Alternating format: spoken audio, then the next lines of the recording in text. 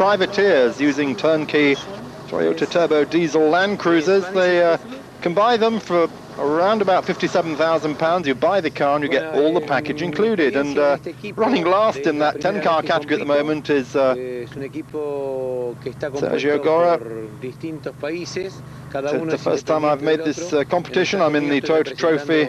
It's a team with a lot of nationalities. We're all independents in this team. We're Argentinians, so it's very good for us. We represent Argentina. Pablo Gomez is my co-driver, and I'm Sergio Gora, the driver. We're very well organised, and we're not fighting for victory. Our target is just to arrive in Cairo. It's our first Dakar, and I think for a first time it's enough to finish.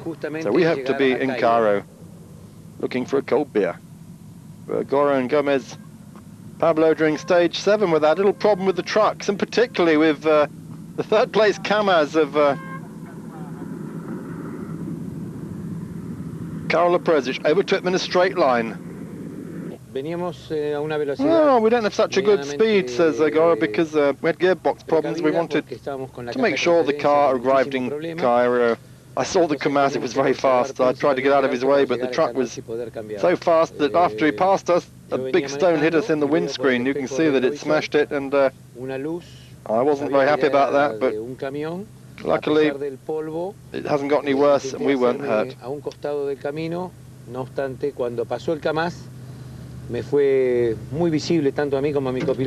that category at the moment then led by Josep Busquets-Farrat and Albert Bosch. They're leading the Trophy Toyota 2000, and second in that class are those Brits, Nick Ashley and Ben Shuckburgh. They've had some battery and transfer box problems, but they are running 57th overall and second in their class. That really is a very impressive outing for the British drivers. And I think Nick Ashley, who was 43 years old last week, will be celebrating his birthday in Cairo with at least second place, if not the lead, depending on what happens in the next 2 days. Well, Gora's still telling us about his broken car. So when that big rock from the truck smashed our screen, it broke the headlights as well. So we're having to drive with one light now, which makes it a little bit difficult because, of course, we finish the stages in daylight, but then we're driving to the bivouac sometimes for 2 hours in the dark. And but this sort of problem is all part of the Dakar. Well, there is Busquets and Bosch leading the Toyota 2000 trophy, as we said, from Nick Ashley and Ben Shuckburgh, and we'll be following that right to the conclusion on Sunday.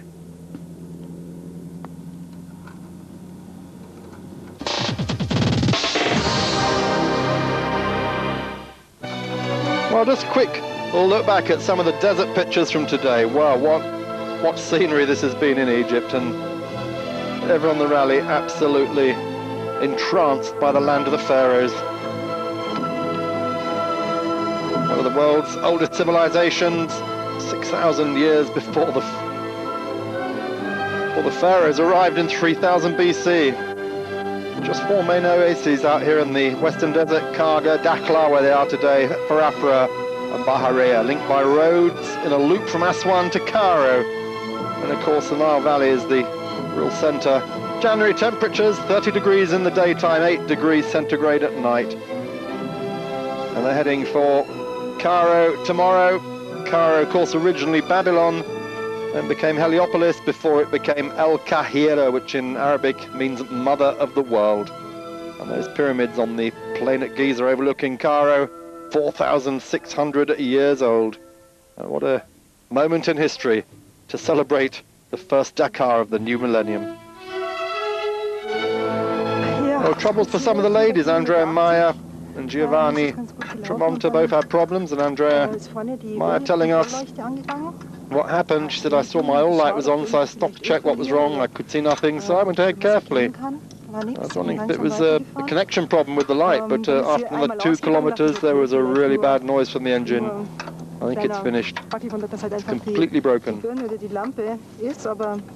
Dem war leider nicht so.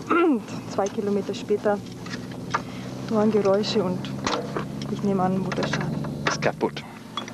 Well, so she lends Giovanni her battery. It's no good to her now, and Giovanni's got problems. Ouais, donc en fait, c'est un braquage organisé. Voilà, je dépouille en arrière. Non, ça va. Je lui avance son boulot en plus. So thank you for the battery. So tomorrow, stage 12 of the rally. On what after the postponement of the rally and the airlift across Niger from Diami into Libya has become a rally of just 12 stages. Well, great action here across the desert. Eric Bernard of France heading for 9th on his KTM. 6th overall on the rally.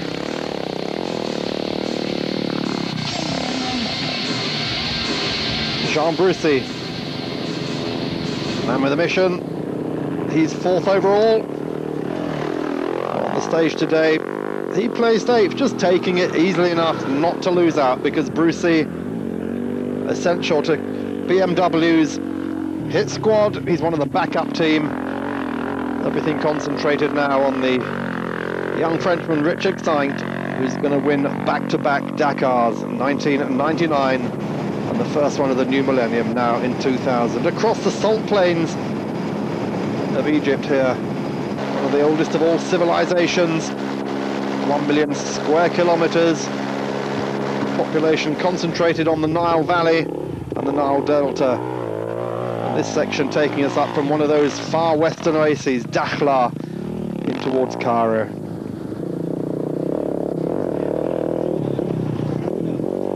Picking his way amongst the dunes.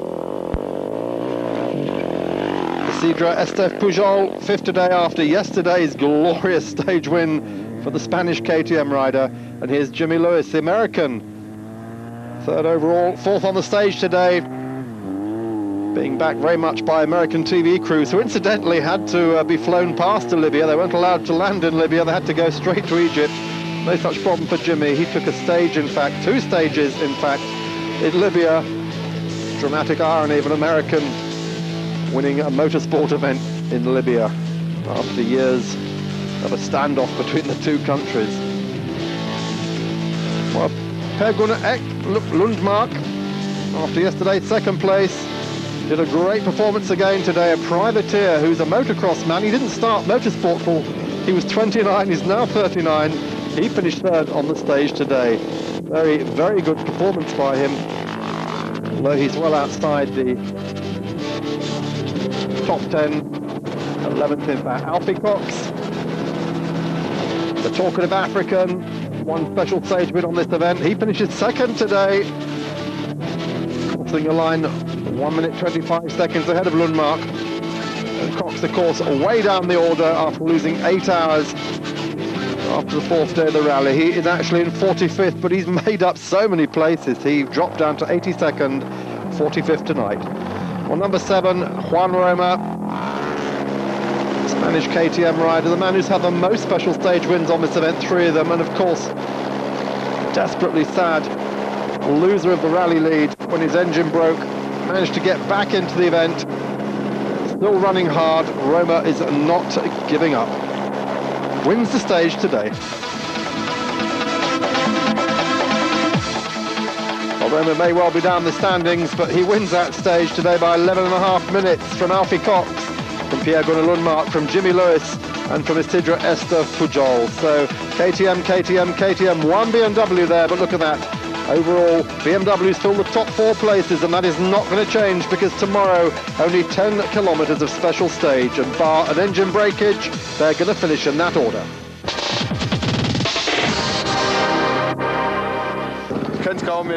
Well, Jürgen Meyer, another man who's running well up the top early in the rally, he lost out big time yesterday. He's dropped down the places. He's still in 5th, but a long way back. He said, I can't believe I actually made it. I'm still 5th overall, but 42 minutes behind. Last part of the stage was fast, and I really made sure that having changed engines last night, I wasn't going to lose my place. Today has been a very good day. I mean, but the Swedish guy, Landman, has been riding. He deserves to win today, because he, you know, as a privateer with a back a pack on the back, you know, and he's been fighting all day. And at the last refuel, 300 kilometers, I was 2.5 minutes behind him, and I only had to catch 30 seconds up. And shame, he's been trying very hard and making all the navigation, and really he deserves to win today. And a great hero, of course, back in his native Sweden. Eric Bernard, how about his day? Eric Bernard, overall at the moment in 6th. Oh, he said it was a long route today. I think everyone just wanted to get it over with so we could get to the finish. It was 300 kilometers until refueling, and I was surprised how slow most people were running. Everyone protecting their machines, protecting themselves. Nobody wanting to push hard. Everyone wanting to make it home. Well, after the break, a look at the cars and a news on all the Brits who are still in the event. Praise for his effort. Frenchman Arnaud van Schevenstein. Handicapped, just one leg as you can see, but he's been participating in the Drum Toyota Trophy, the £57,000 privateer trophy. Following Clay Regazzoni's example, of course. Regazzoni paralysed from the waist down, driving in truck and car on the Dakar in the past. Co-driver Lionel Jadot tells us, this button's my clutch, I press it and I can change gear. His co-driver Jadot said Arnaud's always considering himself the same as anyone else. No sport is beyond him, he never holds himself back. His mentality is very positive, he never says that something's too difficult or is not for him. Everything he's achieved is because he wanted it. Enough. In the car, everything's fine. Of course we argue sometimes, but it's nice. Oh, it's constructive, yeah, but I'm always right. Get lost. Well, racing through the dunes, making their own pictures of the scenery they're going through. And Schevenstein said, well, the dunes are really incredible, truly incredible. It's a great sensation driving in them. To have a car that slides over this stuff is sublime. The jumps are great. It's crazy. Then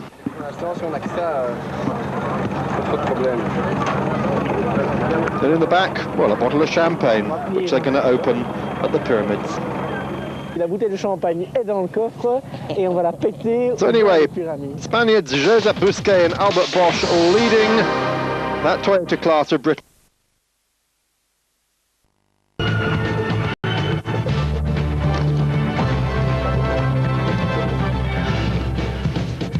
Welcome to Eurosport and to the final day of the 22nd Dakar Rally, the 2000 Paris-Dakar Caro, and here they are at the Great Pyramids in Giza. Richard Sykes, the bike winner for the 2nd year running, after just a 10-kilometer dash. And Jean-Louis Schlesser, car winner for the 2nd year running. What a great performance by both of those. Vladimir Chagini wins for the trucks.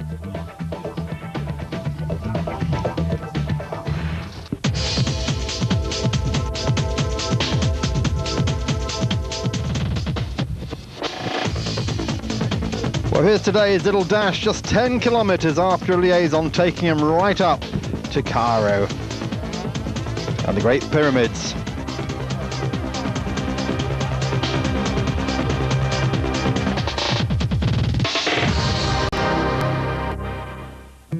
Well, the Great Pyramids, of course, one of the 7 wonders of the ancient world. The Great Pyramids of Giza, 4,600 years old.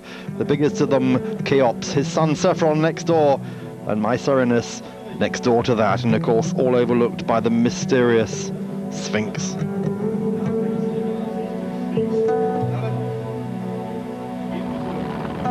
Well, that 10-kilometer dash, nobody really pushing hard. They don't want to break in the last few minutes of this 18-day rally. Richard Sykes, switching from KTM last year, 2 special stage wins this year, as we go on board with him. J'ai pas mal douté, c'est vrai. Mais I'm just feeling my way over the sand. I'm not making mistakes now, no risks, and I'm about to win for the 2nd year. Well, here is the finish, just over this hill, and he makes it.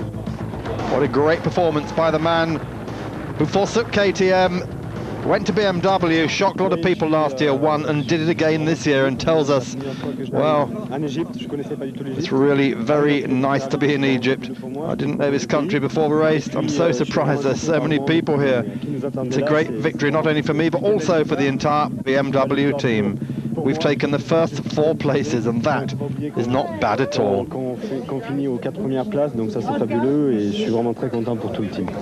So behind him in second place, Spain's Oscar Gallardo, second in 97, 9th last year, but one special stage win to put him in the runner-up slot. The Spaniard told us it's incredible for the team. The first 4 places is very good indeed. We could not be happier. Really a fantastic performance by everybody, and I have to thank Richard for leading us and the whole backup team for the work they did to get us here. A lot of attention on Jimmy Lewis, the best American finisher in the bikes. He was 4th in 97, but he's come back this year in great style to finish 3rd overall, 52 minutes back from the winner. He too had a special stage win. It was a Dakar for sure. I mean, because there's always something, some situation or something that makes it a Dakar. But the course was typically a little easier than usual, which didn't surprise me because I think they wanted to make sure a lot of riders made it to the pyramids and finished the event. And they've had some pretty tough ones in the past year, so maybe it was a year for tapering off, but that only means that next year is going to get harder, huh? He'll be back for sure. Jean Brucy, 4th overall, 4th for the BMW squad. Look at them there. So proud they're lining up. 2 hours 6 minutes behind for Jean Brucy, but BMW made those first 4 places. Jürgen Meyer, KTM, the best KTM factory rider, 5th overall, 3 hours behind Sainct. He finished 6th in 97, 9th in 98, and he won the marathon class in 97, so he very pleased, he tells us, to make it here. He said really it's been a great performance. We're in front of the pyramids, it's warm, so everything of the last 18 days is now forgotten, particularly the hard work. I'm really glad about my 5th place and to be the best KTM rider after the bad luck we had. We're absolutely happy. I think we performed well, and we won the women's class, the marathon and the production classes, so we can be satisfied with the KTM effort. We had some problems with the factory KTMs. I had some technical problems over the last 2 days, but last but not least, I am happy to be in Cairo. So hello friends and fans of Eurosport from the pyramids. Well, how about the Brits? Well, they made it. Dave Hammond, 21st KTM rider, 36 years old. 68th place, Ray DeHaan for KTM and the Irish riders. Vinnie Fitzsimon, 89th. Paul Maguire in 94th. We lost Paul Cunnington on the first stage. We lost John Deacon and Ian Myers on the 5th stage, and we lost Kevin Thomas on the 6th stage. But John Deacon was here this afternoon to see the rally arrive, as we see also arriving on board their quad, Rick Dupre and Gert de Volder of Belgium. At last, their 4th attempt. Richard Sainct with the champagne, following great multiple winners Gaston Raya-Silva and Stefan Peter Hansel. A quick look at the results then. Jan Roma won that stage today from Newman, Bernard, Lewis and Fanajota, but it was really a fairly empty victory today. Just 3 minutes 22 seconds to dash over those 10 kilometres, but Sainct, Gallardo, Lewis and Brucy putting the boot in for BMW, and Jürgen Meyer for KTM are lucky to take that 5th. After the break, we have a look at both the cars and the trucks on this last day of the great adventure.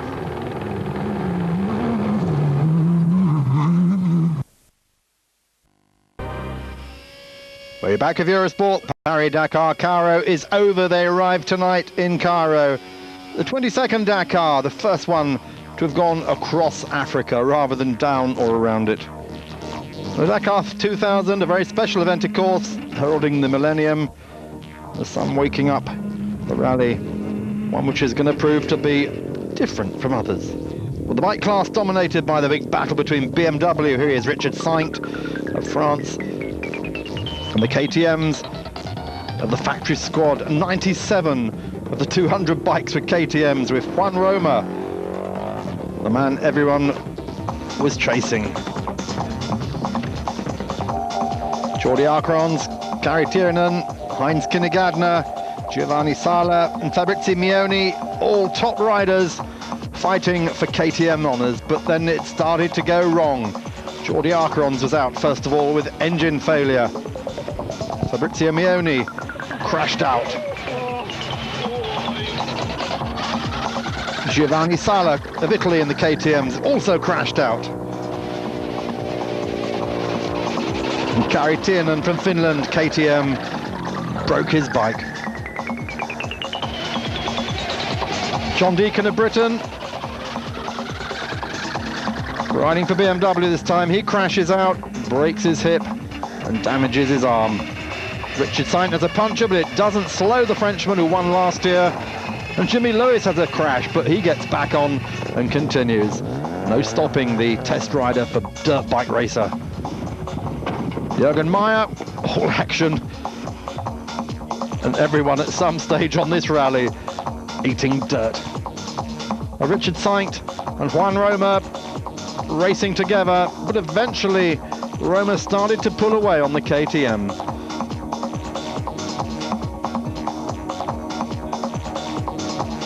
Even the sidecars were there. Well, then came the threat to the rally.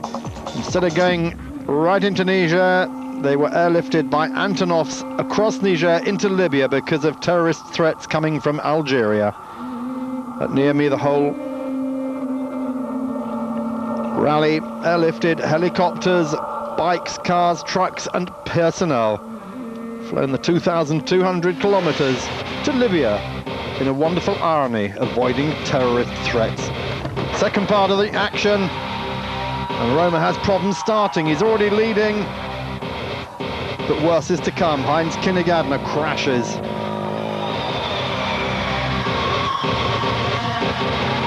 And is out. What a mass start for the bikes.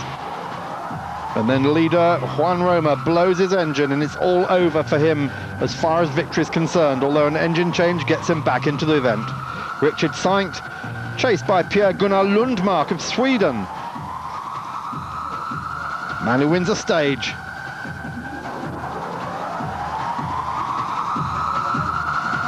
And finishes second on others. Juan Roma eventually makes it to the pyramids after winning 4 specials. 2 of them since he broke his engine, but way down the order. Richard Saint, the winner, and he's the man who takes to the podium with his BMW team at the head of a BMW 1, 2, 3, 4. In 5th place, it's Jürgen Meyer of Germany, first to the KTM's home, saving some honour for the Austrian manufacturer. Richard Saint, Dakar champion for 2000.